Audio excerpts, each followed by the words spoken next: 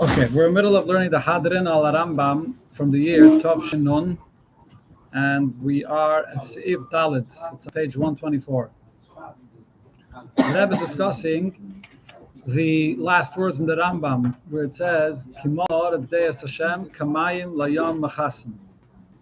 So the basic question the Rebbe asks in Sif Beis and Sif Gimel is that the Rambam, which is a Sefer Halacha, speaks about Torah in relation to the existence of the world. How are we going to use the guidance of Torah to fulfill Torah mitzvahs in the world? Kamayim Layom Machasim is saying the opposite point. Kamayim Layom Machasim is saying that the world is going to be covered, batal b'metzias, no existence at all. How does the Rambam and Sefer Hayad conclude with those words, which are the opposite of what the whole Sefer Hayad is about? That's the point here. Okay, Sif Dalit. Here we'll see questions and additional questions that Rebbe asks. Every prat, mamish, it's amazing how every detail of what it says here is exact. Gam tzarech lahavim. Ba'alocha achreina, if you look in the last halacha of the Rambam, Mevayir Rambam Amayim the Matzev the Cholo Olam. So the Rambam first speaks about what will be the condition of the entire world. It says La'yia Eisek Kolo Olam El Ladasas Hashem Bulvad. That's one point. V'gam Hamayim the Matzev Yisrael. The Rambam also speaks about what will be the level of Yidden. Yiyu Yisrael Chachamim Gedailim V'Yedim Dvarim Astumim V'Yesigu Das Bayram Kefi Kayach Adam. The Yidden will have an understanding in hidden matters, dvarim astumim. This idea of dvarim astumim, it doesn't say regarding the entire world. All right, the whole world, it says l'dasas Hashem. On what level of yidiyah l'dasas Hashem? Be many levels. Regarding Yidden, it says dvarim astumim. Those are the two levels. Now, maybe raya shenemar, but l'chayda, when you look at the pasuk that the Rambam brings as a proof, he only brings a proof rak ben negel l'mayim the matzav the chol ha'olam.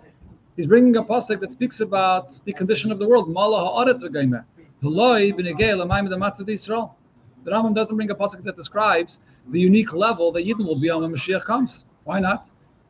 The Yidden don't deserve an attention of here. Why is the Rambam focusing on the matzav of Kol Ha'olam, bringing the raya of Mala Ha'aretz?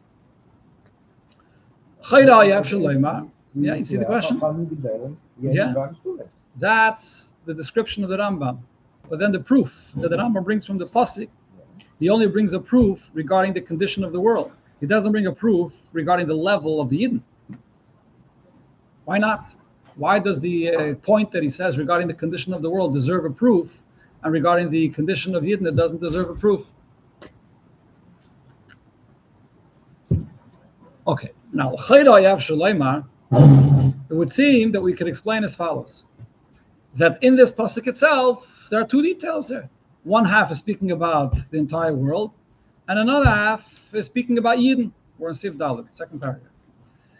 When it says the world will be filled with the knowledge of Hashem, that part of the pasuk is speaking about the condition of the world in general. Now when it says the Kamayim Layom Machasim, what is that referring to? Machasim is already a deeper concept. Because machasim means not only that the world will be full, but the world will be covered. It's much more than just full. What is that referring to? So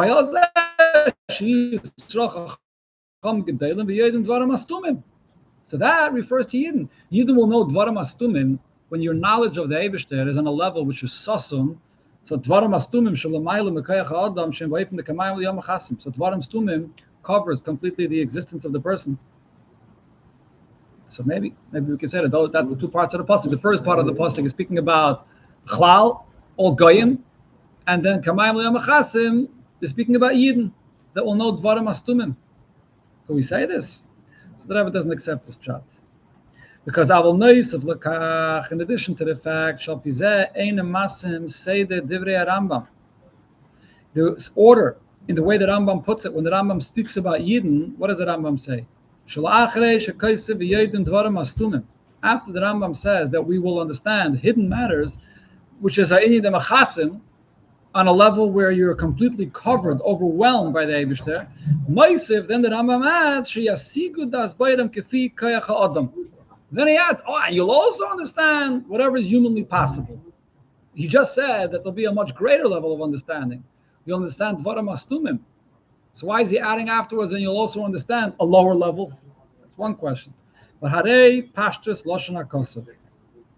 The simple pshat of the pasuk, shemevi Rambam b'chiburoi, Lashon Brura v'derech Tzara, Lashon Tzach v'Katzer, very clear Lashon of the Rambam, who shekamayim lo yom mechasim koya lo ores shebaschalas hakosov. When it gives a description of Kayat Yom Mechasim, it's not a different level. It's not speaking about about Yidden. It's speaking about the Aretz. There's two descriptions regarding the Aretz. The fact that it will be full with the day of the Eibishter, and the Aretz. That same Aretz will be Kamayim Yom Mechasim. It's not referring to something else that's not mentioned in the pasuk. So if so, the question remains: why did the Rambam not bring a pasuk as a source of what will be with Yidden loss and Lavai? There are so many psukim that speak about the matzav of the Yidden loss of Lavai. So the Rambam couldn't find the source of this Inyan of Yidden Dvaram Mastumim and so on. What's the pshat? Okay, the Rebbe has more questions. We're not done with the questions yet. And here in the next paragraph, or the next ice, you'll see how the Rebbe questions mamish, every detail of the pasuk. You have to, it comes from Emunah. When you believe that everything in Torah is so exact. So the Rebbe asks questions that we would never think of asking such questions. Yuvon the Hektim Abir Bakosov Kimol Aretz De'esavai Kamayim L'Yom HaChasim. So let's understand the meaning of the pasuk itself. Is there any question you have on this pasuk? Kimol Ha'aretz De'ya. The world is filled with knowledge. How? And then it brings in a mashal. Kamayim L'Yom HaChasim. What's the question on this pasuk? So the Rebbe says every detail in the pasuk is not understood here. Okay. Now, the first point here is Shekamayim L'Yom HaChasim Hu Hemshech Bir. When it says like the water that covers the ocean, so this is explaining L'Mal Ha'aretz De'ya Savaya. When it says in the first half of the pasuk Mal Ha'aretz De'ya Savaya, so Mal Ha'aretz going Mekah. The Rebbe is medayik the Chaf Adimyan. Kamayim L'Yom HaChasim. How will the world be filled with the knowledge of Hashem? Like the water of the ocean that covers the place of the ocean. So the question of this is, Mala u'machasim hem tarti desasity. These two expressions of being full or covering are literally two opposite things. Right, before we see the words that the Rebbe is saying inside, imagine you have a cup and you fill the cup with water till the top. That's Mala. What would be machasim? That you take the cup and you submerge it inside a bigger pool of water, and now you don't see the cup anymore.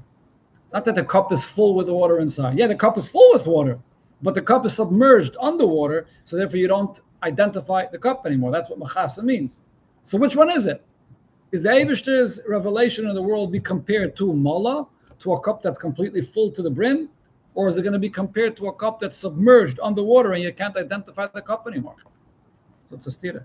Let's see the words here inside. Ki mala moire. When you use the term mala, what does that mean?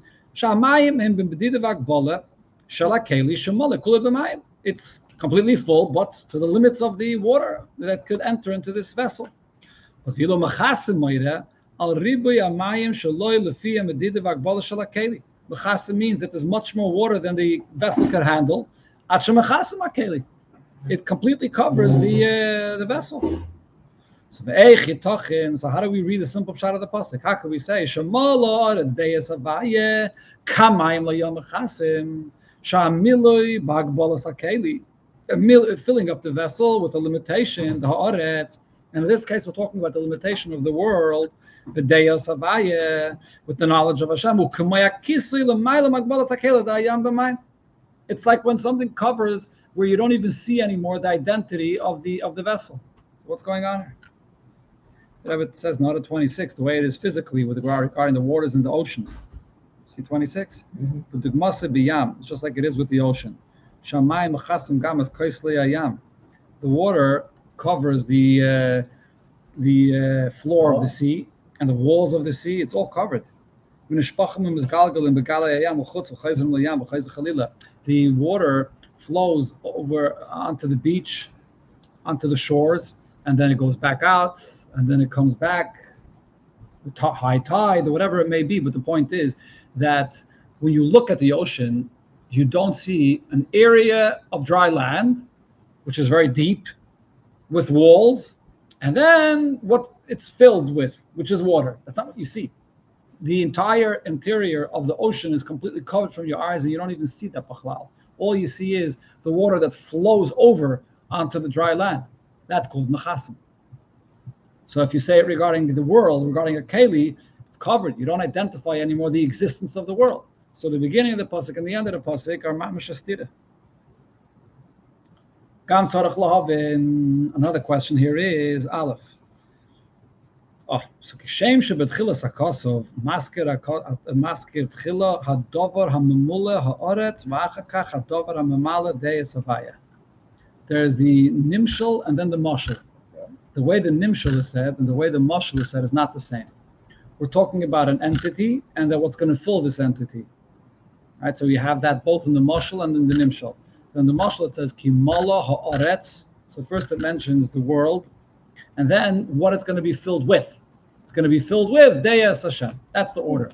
In the second half of the pasuk, the order changes. Kamayim, it first talks about what is going to fill, and then the content of what's going to fill in, and then Kamayim layam chasim, and then it talks about the area where it fills up. Why in the mashal does it switch the order? Is that what they're saying? So let's see the words inside here. So again, the beginning of the pasuk, it says Hadover Amemol Haaretz. It first points out the location, the world. Then the Eibishter's day that will fill the world. So if so, it's to say that in the second half of the pasuk, it should say it in a similar order as well. It should first mention the content of what's filling the area, and then the water that will fill the area of the ocean. Kayam, and the lashon would be as follows: Kayam hamachusa b'mayim, like the ocean that's filled with the water, not kamayim layam chasen, but kayam hamachusa b'mayim. Okay. Why in the second half of the pasuk does it switch the order?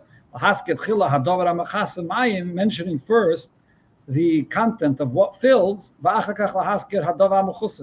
then the area which gets covered. Okay, the Rebbe considers these questions to be very strong questions. How do I know? Because it's not only a question mark; it's a question mark with an exclamation point. And the next question, it's only a question mark. But here, the Rebbe is asking, this is like mamash apella. If you look in the simple reading of the pasuk, stimmt nicht. Okay, one more question, or actually two more questions here. Beis hapirish di yam. Now, the way we're reading this whole thing until now is when it says kamayim and then it says layam machasim. What's the mayim and what's the yam? The mayim is the actual water, and what's the yam? The yam is the floor and the walls of the area where the ocean is. It's not it's the physical. It's not the water. It's the physical walls and the. What the Rebbe says that really in Lashon Kodesh the word yam, which means an ocean, is actually referring to the water. It's not referring to the floor and the walls of the ocean. As we're pointing out in Bechlal, the floor and the walls of the ocean is not even something that we identify. We don't speak about it. Bechlal. So when it says yam, it's talking about the water. So if that's the case, how do we read this pasuk? Kamayim layam machasim, like the water covers the yam. The yam is the water. The yam is not the floor and the walls. So what's this lashon? Let's see the words of the Rebbe. Pirish the yam huloirak makam amayim. The truth is, the word yam does not only mean the space that contains the water, canal, as we've been explaining till here. Elagam amayim atzmam kruyim yam. It's the water itself in the ocean that's called ocean. Even if you don't just go by Lashon B'nai Adam, in the language of the pasuk, that's what it means. That the water, mikvah mayim, the pool of water, is what's called the yam. Is that tzarich la'avin? So if so, how do we read this pasuk? Ma'u pirish kamayim layam machasim. What does it mean? Kamayim layam machasim. that the water is covering the ocean if the ocean is the water. It's one and the same thing. The water is covering the ocean. How does that make sense? This is weaken the previous question. Weaken the previous question. Sort of. In other words, because he's saying over there, we were touching that the mayim is the water, the content, and the yam is sort of the vessel. And now we're saying that yam is also the water. Yeah, you're right. Okay, Gimel, final question here. The cost of Nemar and the Pasuk Ketaka says, Kimol ha'aretz goymer. Ki always means because, which is Nesinas Tam. Why does it say here ki? Because the Pasuk here is giving a reason. Al mashkosav bas cholos hakosef. It's explaining another point that it said in the beginning of the Pasuk. What does it say? There, lo yereyu v'lo yeshchisu b'chol harakochi. That when Mashiach comes in the holy mountain Yerushalayim, there'll be no destruction, there'll be no harm. Everything will be perfect and beautiful. Garzev and keves. That's the nevuah where everything will live in harmony. And the pasuk concludes, why will the world be such a beautiful place? Because Malad is there, Hashem. So that's the key. The question is, the Rambam omits the first half of the pasuk, and he brings only the second half as a point for itself. So lo mehetik am tevas ki. Ki malad is going. So why does the Rambam quote that word ki if the word ki is not relevant for what the Rambam is saying? He doesn't quote the entire pasuk, so let him quote only the part that's relevant. Okay, so let's see the first point of the explanation. That was going to explain every single detail, as we'll see here. Okay, we'll see the aschal of the Indian. Yeah, ready? Okay, let's go. So the explanation here is as follows. So let's go back to understand again what's the whole Sefer Rambam all about. We're learning Rambam every day, so besides understanding the details of every halacha, let's understand what's b'chlal the point of the whole Sefer Rambam. HaTeichen HaKloli, the Sefer Hayad. What's the general idea, content of this Sefer? Halachas HaTeira, it's the halachas of Teira, which is Shemitzias HaOlam, that an existence of a world, Tiyeh, should exist, Al Pi Ritzayin Shel HaKadosh Baruch Hu Shenizgala B'Teira, should exist according to the will of the Eibishter in Teira. That's the concept of the Sefer Hayad. Sefer Hayad is not a Sefer speaking about the Eibishter's existence that's not related to the existence of the world, or the Eibishter's existence that is mevatel the world. It's speaking about the world, and the world according to the Ratzon of the Eibishter in Teira. So therefore, Nasa al Yidei Yidiyas Hashem, and this is accomplished through the knowledge of Hashem, Shezeu Yisayid, the Yisaydis, Vamud, Achachmes, the pillar, the foundation, the Klolos, and Hagas Adam, Va'elam, Al Pirit Zainish, Kadosh Baruch Hu, Shenizbar, V'alachas HaTeira. For everything in a person's behavior, in order that a person's behavior should be according to the will of Hashem, so then it has to all begin with the mindset. How does a person's behavior, B'chitzayni, become synchronized to the will of Hashem? If I have a mindset that I exist and I am everything, and the person doesn't see Hashem, so how are you going to synchronize your behavior to Hashem's existence? It starts with the Yediyah. When you have the proper Yediyah and Hashem's existence, so then your behavior can be in accordance to the Ratzon of the Eibishter. V'tachlis, shenisbar b'hilchas HaTeira, the way it's explained in Teira, v'tachlis hashleim is binyan zeh, the ultimate level of this, tiyeh b'yimais HaMoshiach, she'az tiyeh yidiyas Hashem b'oifen, the mala haaretz de'es Hashem, kamayim l'yam l'chasam. The Rebbe will explain exactly what this means. Now, v'yidei zeh, nishlemes, kavonas abriya, this fulfills the purpose of creation. The purpose of Teira is to bring godly revelation into the world, into the existence of the world, which is a chibushal based ktsavis. Really what this means is that the point of Teira is combining two extreme opposites. The famous expression that it says regarding what happened in Matan Teira, the Eibishter removes the gzeira that separated al yainim and tachtainim. Last is lo yizbarach dir b'tachtainim. So why is this two extreme opposites? So the Rebbe explains. There's many, many different ways how El Yainim and Tachtainim could come together. And usually, when you take two entities and you join them together, the simplest way how you join two entities together is that there's a compromise on each side. If two entities remain in their strong nature, so then there's no room for meeting together. There's no room for collaboration. Each one is completely stubborn in his own existence. So how could you bring them together? Compromise. That the Elyon is nicht as Elyon, the Tachten is nicht as Tachten, and you find a meeting place where they could see eye to eye, where they join together as one existence. That would be the typical way of understanding what the Chibur is. But if that's the case, then it's not Shnei Ktsovis. You're not taking two extremes that remain fully in their takeif and bringing them together. Each one is coming down a level. Each one is compromising. But over here, the way the Rebbe will explain it, it's the ultimate Chibur. The ultimate Chibur means the Elyon is pure Elyon, and the Tachten is pure Tachten, and they're coming together. Okay, that's one point that we'll see here. Another point is, when you talk about two entities joining together, the question also is, to what extent? To what extent are they joining together? You can join two entities together in a way that it's a chitzaini, is like a collaboration. But then you can join two entities together to the point that they literally become blended into one, where the Elyon becomes the Tachten and the Tachten becomes part of the Elyon. It's mamish blended into one entity. So here's a tremendous chiddush.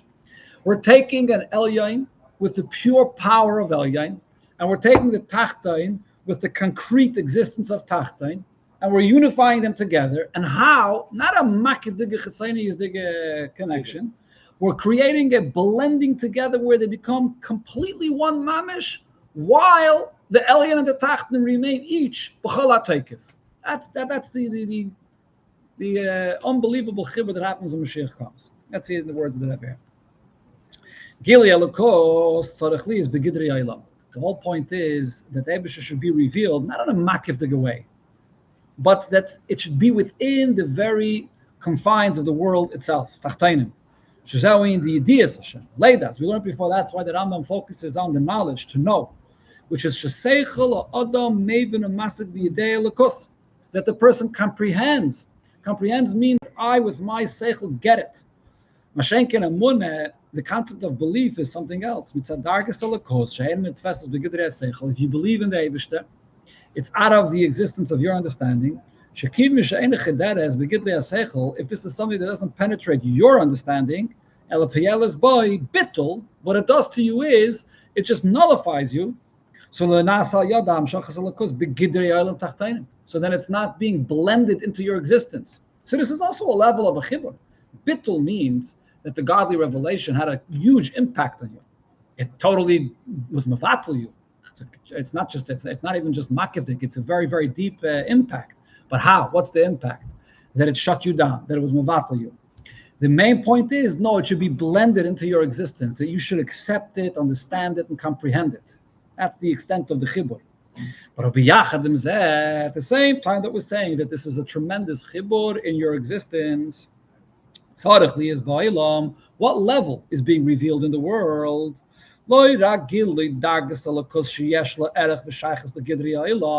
Not a compromised level of the Elyon, not a compromised level of the Lakus that allows and relates to the existence of the world. And therefore you could understand it's a revelation of the true, ultimate, pure existence of the Eibishter. It's beyond the existence of the world. Elyonim, real Elyonim, Adla Gili the Mehusav Atzmusi Yisbarach, the Gili of the very essence of Hashem Himself, which is what Dira B'Tachtaina means. Dira Latzmusi Yisbarach. Dira means the dwelling, like when a person dwells in the privacy of his home. He's there without any. He doesn't dress himself up. But at the same time, this ultimate revelation, without compromising on the strength of Hashem's existence, that but it shouldn't just shut down the existence of the world. It penetrates and transforms the existence of the world, that Elokos and the world, that becomes blended into the existence of the world mamish. So this is the tremendous chiddush of the revelation of Lasad Lavai. So this point here is the foundation of the Rebbe's Hesber and all of the different Lashonis of the Rambam. There's a lot of everything. These two paragraphs, the Rebbe is taking what it says in hundreds of pages of Chassidus, condensing it into these two paragraphs: the ultimate Elyon with the ultimate Tachtain, and with the full chibur b'yichud mamish as it become blended into one mitzvah. That's the ultimate revelation of Moshiach. And that we'll see. That we'll point out how we see it in the words of the Rambam. Yeah. Was it the top number was in the previous sicha that we went? Or Trying to remember. Huh?